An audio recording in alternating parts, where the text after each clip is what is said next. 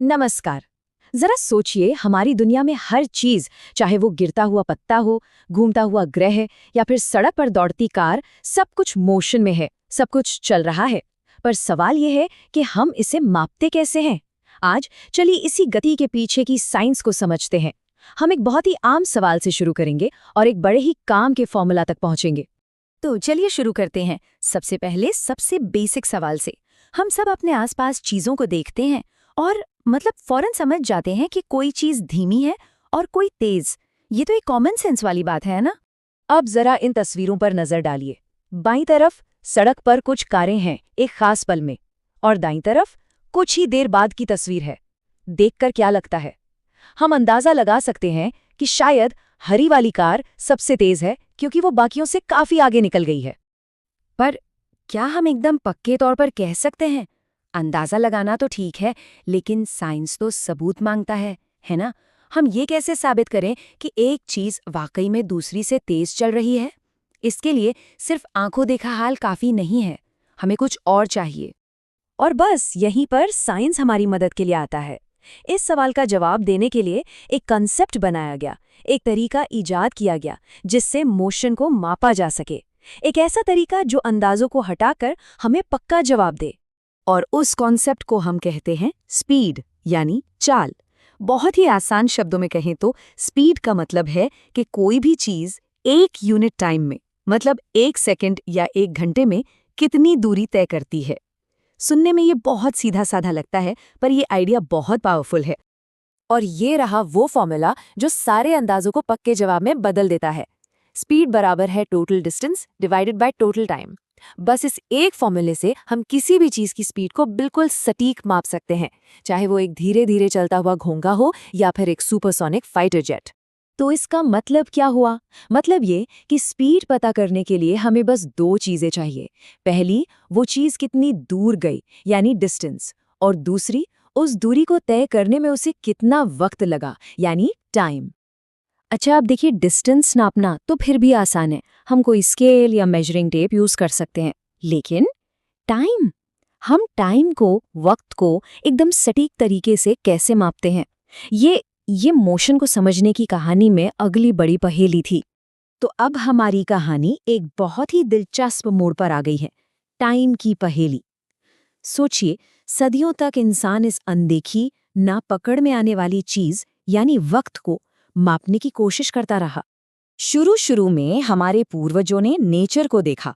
उन्होंने देखा कि सूरज हर रोज एक ही वक्त पर उगता है, डूबता है, और इसी आइडिया का इस्तेमाल करके उन्होंने सनडायल यानी धूप घड़ियां बनाई, जैसे कि नई दिल्ली का ये शानदार जंतर मंतर।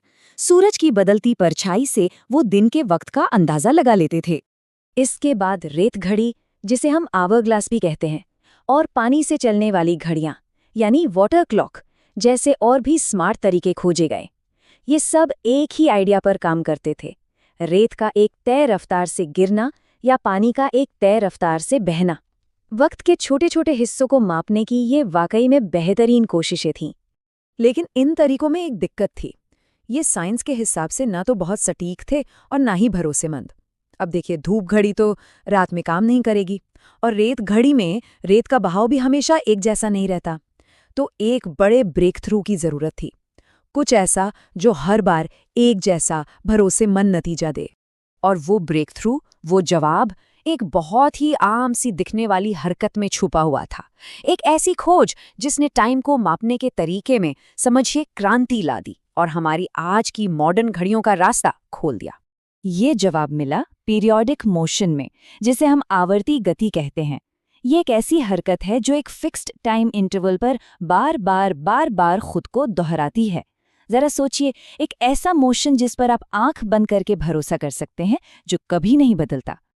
और पीरियोडिक मोशन का सबसे अच्छा और सबसे मशहूर एग्जाम्पल है एक सिंपल पेंडुलम। जी हाँ, वही पेंडुलम जो पुरानी घड़ियों में लगा होता था, और इसी सिद्धांत का इस्तेमाल करके पेंडुलम वाली घड़ियां बनी। पेंडुलम का झूलना इतना रेगुलर और प्रेडिक्टेबल होता है कि उससे वक्त को बिल्कुल सही सही मापा जा सका। वैसे इस खोज के पीछे एक बड़ी मजेदार कहानी है।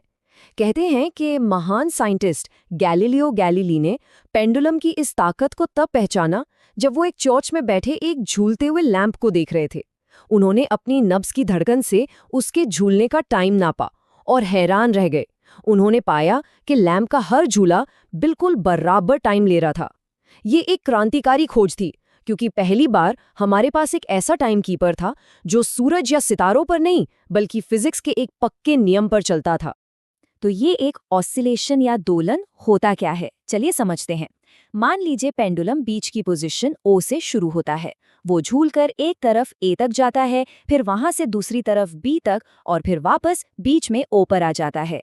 इस पूरे एक चक्कर में जो टाइम लगता है उसे कहते हैं टाइम पीरियड। और कमाल की बात यह है कि ये टाइम हमेशा एक जैसा रहता है, चाहे पेंडुलम थोड़ा झूले या ज्यादा। बस इसी सिद्धांत ने दुनिया की पहली सटीक पेंडुलम घड़ियों को जन्म दिया और फिर ये आइडिया और भी आगे बढ़ा। हमारी आज की जो मॉडर्न क्वार्ट्ज घड़ियां है ना, वो भी इसी पीरियोडिक मोशन के सिद्धांत पर काम करती हैं। फर्क बस इतना है कि उनमें पेंडुलम की जगह एक छोटा सा क्वार्ट्ज क्रिस्टल होता है जो बहुत बहुत तेजी से वाइब्रेट करता है। मतलब एक सिंपल पेंडुलम के झूले से लेकर एक क्रिस्टल के वाइब्रेशन तक आइडिया बिल्कुल वही है। तो अब हमारे पास डिस्टेंस नापने का तरीका भी है और टाइम को बिल्कुल सटीक नापने का तरीका भी। तो चलिए अब इन दोनों को जोड़ते हैं और देखते हैं कि ये सब हमारे आसपास की दुनिया पर कैसे लागू होता है और हम स्पीड को असल में कैसे यूज करते हैं। चलिए जरा जानवरों की दुनिया में झांकते हैं। एक चीता, सोचिए, 112 किलोमीटर प्रति घंटे की रफ्तार से दौड़ सकता है। कमाल है ना। वहीं खरगोश 56 किलोमीटर प्रति घंटे की रफ्तार पकड़ सकता है। और बेचारा बड़ा वाला कछुआ, वो सिर्फ 0.27 किलोमीटर प्रति घंटे की रफ्तार से चलता है। मतलब स्पीड में कितना ज्यादा फर्क है। ये टेबल तो और भी हैरान करने वाली है। सबसे ऊपर है बांस, जो 320 किलोमीटर प्रति घंटे की रफ्तार से नीचे गोता लगा सकता है। और लिस्ट में सबसे नीचे है घोंघा। इन सब की स्पीड, चाहे वो कितनी भी तेज हो या कितनी भी धीमी, उसी एक सिंपल फॉर्मूले से निकाली गई है, डिस्टेंस डिवाइडेड बाय टाइम।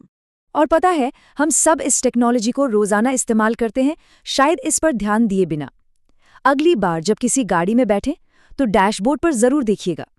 जो स्पीडोमीटर है वो आपको उस पल की स्पीड बताता है, यानी आप कितनी तेजी से चल रहे हैं। और जो ओडोमीटर है वो बताता है कि गाड़ी ने अब तक कुल कितनी दूरी तय की है। ये दोनों ही मीटर स्पीड और डिस्टेंस के उन्हीं सिद्धांतों पर काम करते हैं जिनकी हमने बात की। तो डिस्टेंस की एक सीधी सी समझ से लेकर टाइम की पहेली सुलझाने तक हमने स्पीड को मापने का राज जान लिया है। अब जब ये पता चल गया है कि स्पीड को कैसे नापा जाता है, तो सोचिए रोजमर्रा की कौन सी ऐसी हरकत है जिसे अब कोई भी पहले की तरह नहीं देख पाएगा। शायद आसमान से गिरती बारिश की एक बूंद या पार्क में दौड़ता हुआ कोई बच्चा। मोशन हर जगह है और अब हम सब जानते हैं कि उसे मापा कैसे जाता है।